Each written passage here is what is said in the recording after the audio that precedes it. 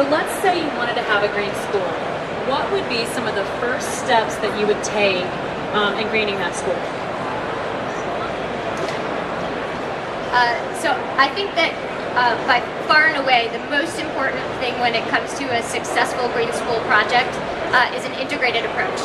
Whether you're talking about curriculum or the facilities or the grounds, hopefully you're talking about all of those things. The most important thing, and I think the biggest impact that the Green Schools movement has had on school districts and the work that they're doing is bringing all of those decision makers around the table. So not only are the architects talking to the engineers for the first time, but they're talking to the teachers, the superintendents, the community members, the students, the school nurses, the curriculum department. That, I think, is really when you start to make really good integrated decisions, and it's also when you find the money saving too. So that process of bringing people to the table, a lot of people call it a charrette, but there are lots of different ways to do it, is absolutely the most important thing and the first thing to do. And I'm going to push again. Many schools start greening themselves with their curriculum.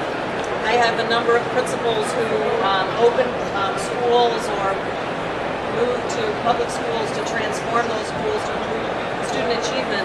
And they say, I didn't start out being a green school, but my students have turned me green because of the compelling topics that we use to bring the curriculum to life.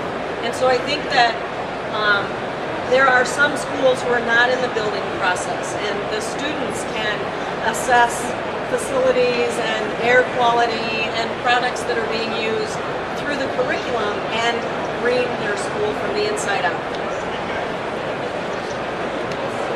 Okay, so what are the design essentials of a green school? Okay, the Green Schools National Network has 4 design essentials. The first is an integrated curriculum with an environmental theme thread that moves from pre-K all the way through 12, and also includes green jobs and exposure to green jobs. The second is healthy facilities management and building environments. The third has to do with sustainability and stewardship, and that includes the food systems, looking closely at the types of foods that are being served and trying to transform to more local foods systems, and restoration, thinking about restoring the land around the school. And the fourth has to do with community partnerships. And our schools, what we want to make sure that our students and our teachers and principals and leaders begin to think about is that schools are systems and they need partnerships to be able to be healthy, and so supporting community partnerships is critical.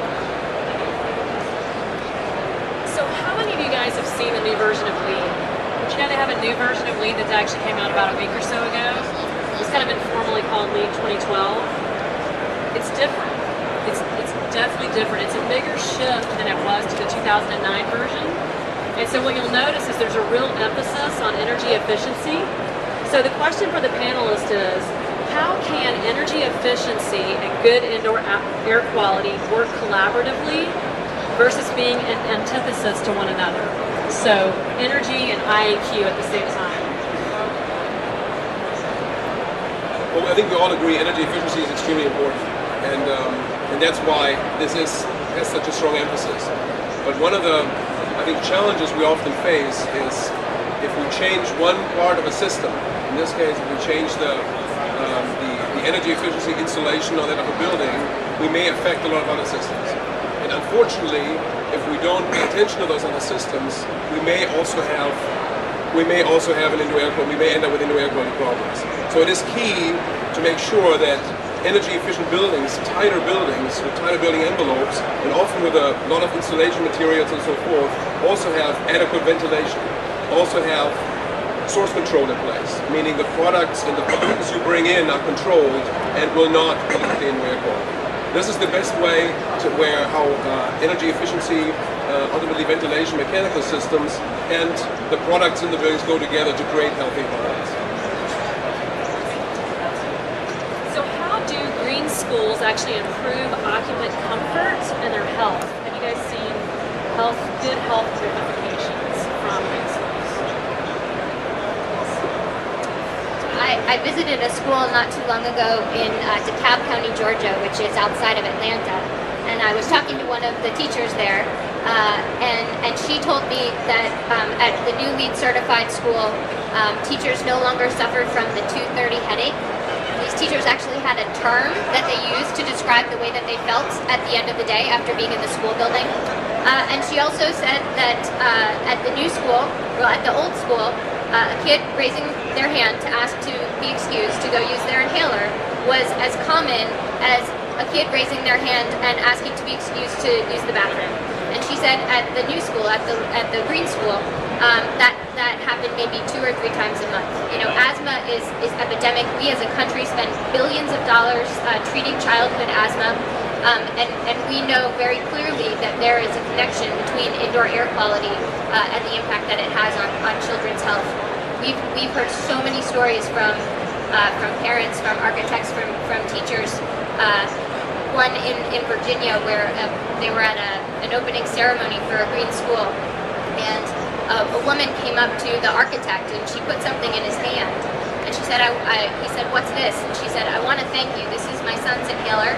And at his old school, he needed it 3 times a day. And at this new school, he hasn't needed it once." I'm going to address another aspect of health that has to do with relationships and the importance of having healthy relationships as part of the green school.